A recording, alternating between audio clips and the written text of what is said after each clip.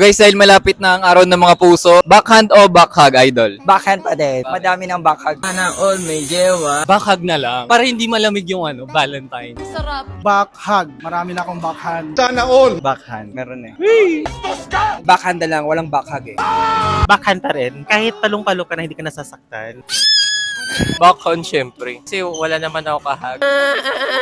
Syempre, backhand na lang. Pag hinaharap mo, delikado, kailangan laging patalikod. Talaga, Charmin? Backhug. Backhand. Yung backhand na mapraktisan, yung backhug wala na. Sana all sinusuyo pag nag-aaway. Backhand na lang. Wala naman akong pabackhug ngayon. Patulang kita! Ano? Gusto ba tayong dalawa? Backhand na lang po. Mas easier. Backhand, lagi-lagi ko na ginagawa yun. Backhug, never ko pa na-experience yun. Backhand. Kasi pag magaling ka sa backhand, may backhug ka din. Backhand din. May na ako sa backhand din. Backhand na lang. Marami na akong backhand eh.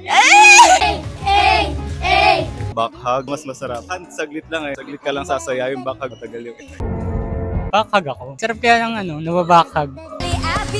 Siguro po, backhand. Malutong yung backhand ni Boss Vance. Ako backhand lang. Backhand kasi sasaktan ka lang eh. Backhand at least kahit pa paano, nai-improve mo yung sarili mo.